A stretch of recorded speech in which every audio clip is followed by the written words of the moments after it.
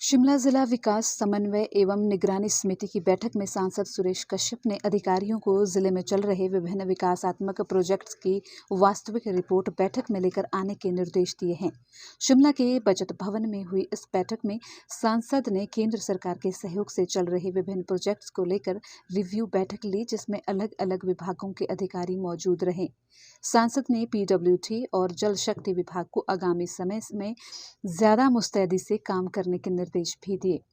सांसद सुरेश कश्यप ने कहा कि केंद्र सरकार से इस बार के बजट में हिमाचल प्रदेश को 8,478 करोड़ रुपए का बजट आवंटित किया गया है, जिसका हिमाचल प्रदेश को आने वाले समय में बहुत फायदा होने वाला है। इस बजट में से रेलवे के लिए 1,902 करोड़ रुपए का बजट प्रावधान किया गया है। इसके अलावा सितंबर महीने से प्रधानमंत्री ग्राम सड़क योजना फेज 3 शुरू होने वाला है, जिसके माध्यम से प्रदेश में नई सड़कों का जाल बिछाया जाएगा। अधिकारियों को प्रधानमंत्री ग्राम सड़क योजना का फेज 1 और 2 के तहत चल रहे प्रोजेक्ट को सितंबर से पहले पूरा करने के निर्देश दिए गए हैं, क्योंकि सितंबर के बाद फेज 1 और 2 के लिए बजट आना बंद हो जाएगा। इसके अलावा केंद्र के सहयोग से चल रहे जिला के विभिन्न विकासात्मक प्रोजेक्ट में गुणवत्ता का विशेष ध्यान रखने का अधिकारियों को निर्देश दिया। आज हमारी दिशा की बैठक थी और जिला शिमला की दिशा की बैठक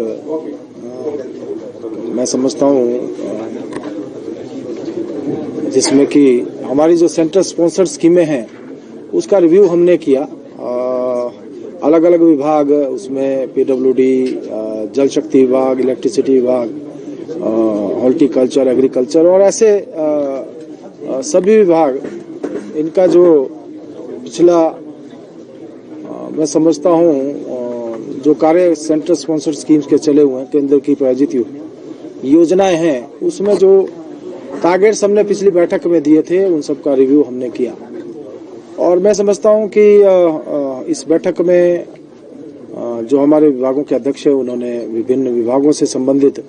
जानकारी हमने यहाँ प्रेषित की गई। और विशेष रूप से हमारा जो पीडब्ल्यूडी विभाग है उसको हमने ये टारगेट दिया है कि आने वाले समय में, क्योंकि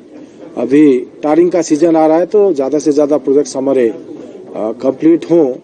और इसी प्रकार से हमारा जो जल शक्ति विभाग है उसका भी काम बढ़ने वाला है, क्योंकि गर्मियां आ रही हैं और इस बार सर्दी के मौसम में हमने देखा कि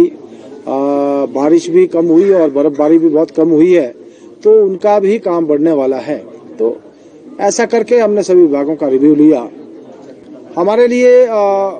ये सौभाग्य की बात है कि इस बार केंद्र सरकार का जो बजट आया है उसमें हिमाचल प्रदेश को 8,478 करोड़ का बजट स्वीकृत हुआ है, जिसमें विभिन्न विभागों को जहां बजट मिला, साथ ही रेलवे को लगभग 1,902 करोड़ रुपए का बजट मिला, जिसमें 470 करोड़ रुपए जो हमारा कालका शिमला रेलवे लाइन है उसके लिए बजट की स्वीकृति की गई है। इस बार के बजट में जिस प्रकार से हिमाचल प्रदेश को जो बजट का लाभ मिलने वाला है, और मैं समझता हूं कि हमारे सभी विभाग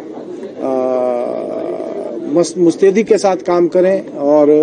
गुणवत्ता का ध्यान रखते हुए काम करें, ऐसा हमने दिशा निर्देश दिए हैं। मैंने अधिकारियों से ये भी आग्रह किया कि जब भी बैठक में अगली बार आए तो एक्चुअल स्टेटस क्या है, क्योंकि फिजिकल टारगेट्स बता दिए जाते हैं और फिजिकल टारगेट्स जो हैं बहुत हायर दिखाए जाते हैं,